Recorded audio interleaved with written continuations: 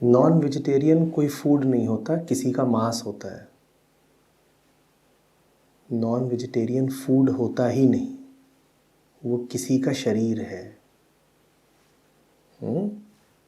उसको फूड आप तभी बोल सकते हैं जब आपने कभी किसी प्राणी से, जीव से, जानवर से मोहब्बत की ही ना हो।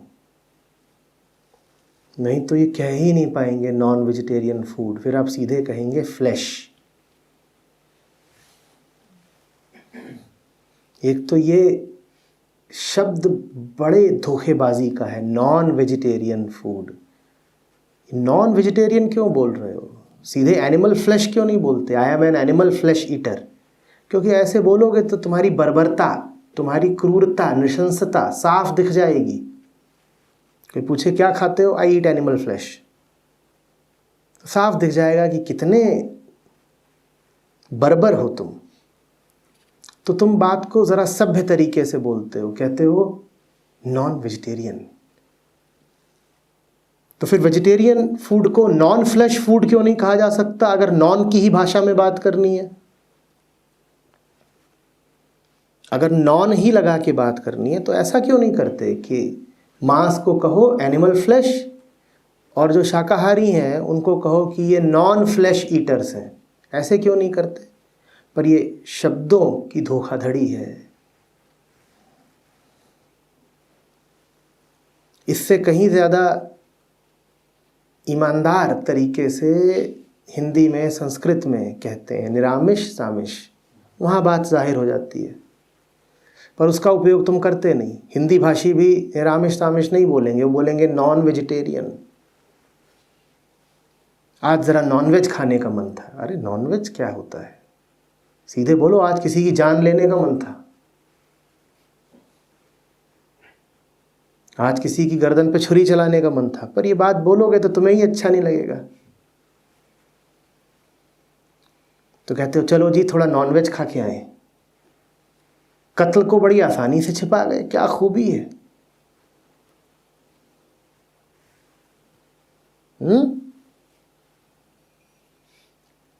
कत्ल भी कर डाला और गुनाह भी नहीं हुआ।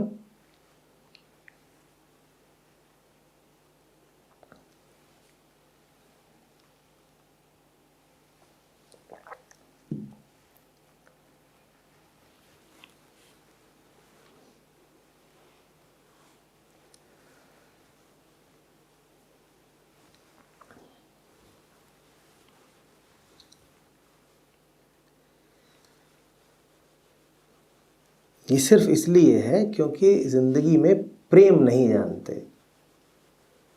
बहुत कमी है प्रेम की। पशुओं से क्या, इंसानों से भी प्रेम नहीं है। तुम्हें कभी किसी से भी सच्ची मोहब्बत हो जाए, उसके बाद मांस नहीं खा पाओगे।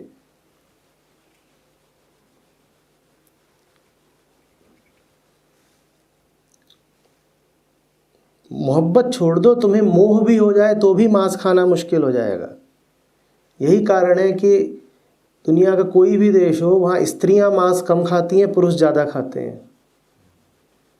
स्त्रियां प्रेम जानती हो ना जानती हो, मोह ममता तो जानती हैं।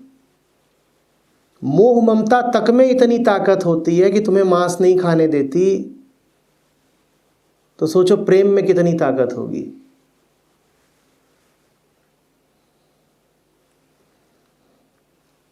और भारत की नहीं, दुनिया के किसी भी देश में जाके सर्वेक्षण कर लो, कई मामले तुम ऐसे पाओगे, एक अच्छा खासा अनुपात ऐसा पाओगे जहाँ पर पुरुष मांस खाता होगा, स्त्री नहीं खाती होगी।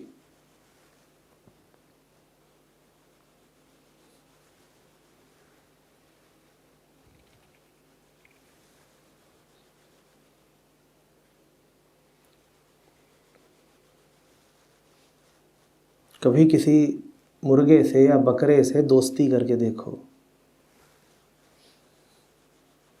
उसके बाद किसी भी मुर्गे को खाना तुम्हारे लिए असंभव हो जाएगा। एक मुर्गे से दोस्ती करके देख लो।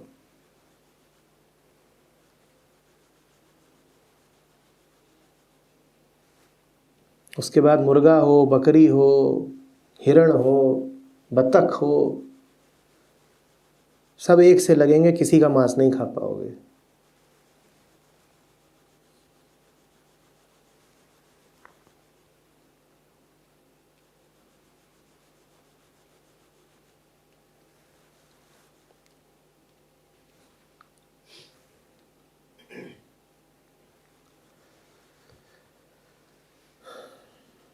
रही अदरक प्याज की बात, तो तुम शाकाहार में भी जितनी चीज़ें खाते हो उन सब की अलग अलग प्रकृति होती है, उन सब के अलग अलग गुण होते हैं।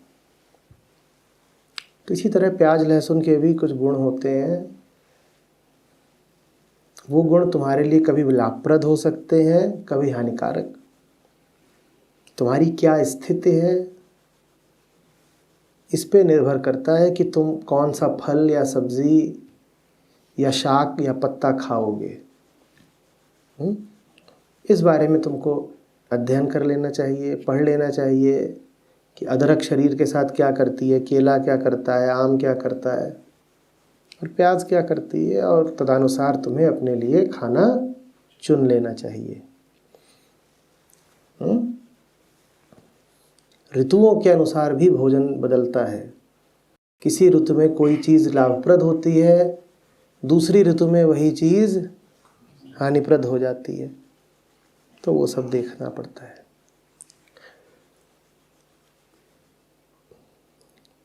वीगनिज्म क्या है?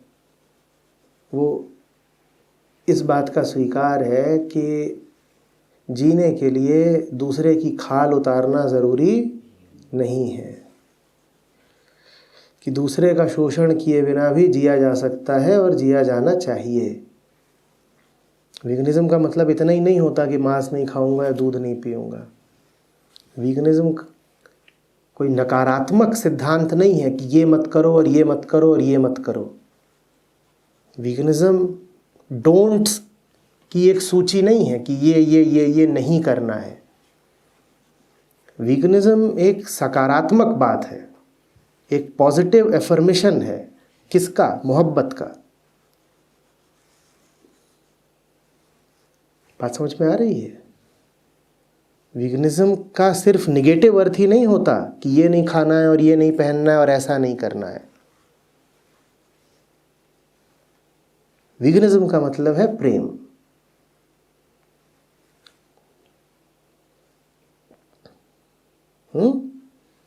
तुम्हारी बच्ची होती है और उसके लंबे बाल हैं, तो तुम उसके बाल काट करके अपने लिए टोपा बनाते हो क्या? क्यों नहीं बनाते? ऐसा ख्याल भी क्यों नहीं आता? बात ही अचिंत्य है। तुम ऐसी कल्पना ही नहीं करोगे कि अपनी बिटिया के बाल काट के अपने लिए टोपा बना लें। क्यों? प्रेम है। तो इसी तरीके से वीगनिज्म कहता है कि क्या ज़रूरी है कि किसी का शोषण करके ही जिया जाए? हो सकता है वो टोपा तुम्हें बहुत अच्छा लगता हो, बड़ा आकर्षक या उपयोगी लगता हो, पर क्या ज़रूरी है कि बिटिया के बाल कटें फिर टोपा बने?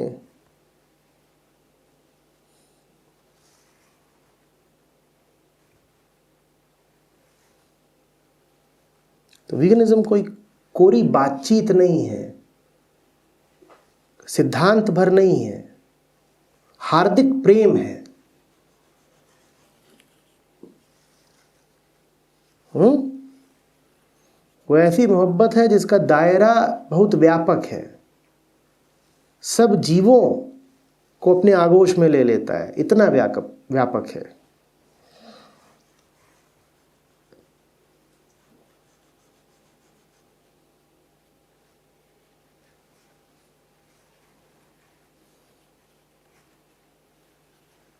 आदमी की करतूतें देखो ना।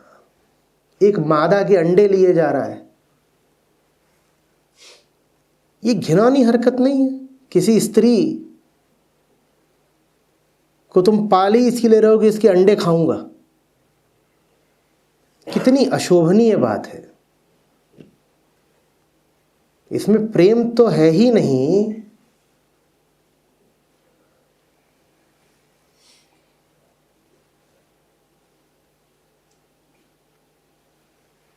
जरा सी सभ्यता भी नहीं है।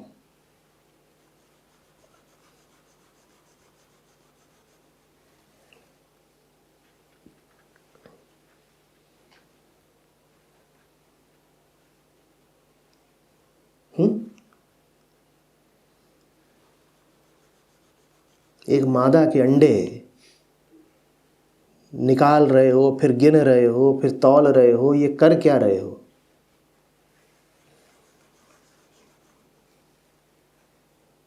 लज्जास्पद नहीं बात है ये।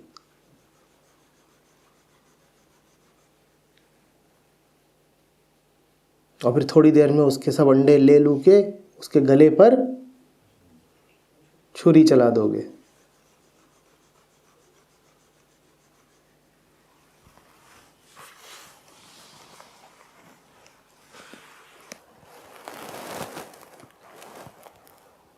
कबीर साहब के उद्गार हैं, मांसाहारी मानवा प्रत्यक्ष राक्षस अंग, उसकी संगत मत करो पड़त भजन में भंग।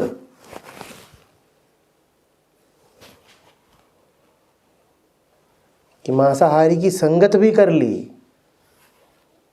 तो भूल जाओ अध्यात्म को। ये भी मत कह देना कि नहीं मेरा दोस्त तो मांसाहारी है, मैं नहीं हूं। मांसाहारी की दोस्ती भी तुम्हें भारी पड़ेगी। ये मत कह देना कि हम आमने सामने बैठ के खाते हैं, जो उसका मन होता है वो खाता है, जो मेरा मन होता है मैं खाता हूं, वो चिकन खाता है मैं डोसा खाता हूं।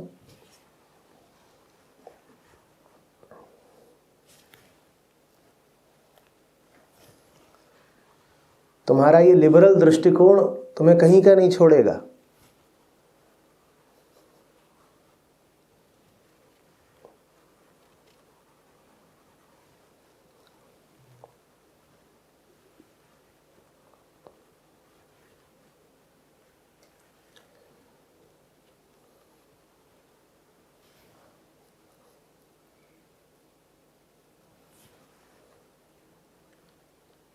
पीर सबन की एक सी,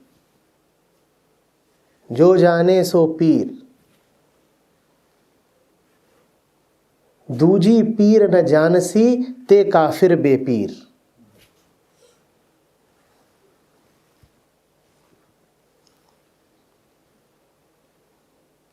पीड़ा तो पीड़ा होती है ना।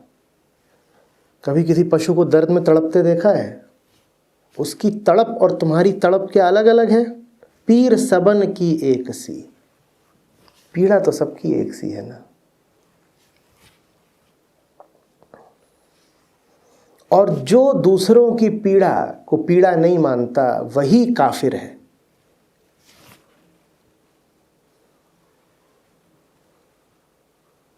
और वो बेपीर है, निगुरा है, उसका कोई गुरु नहीं होगा।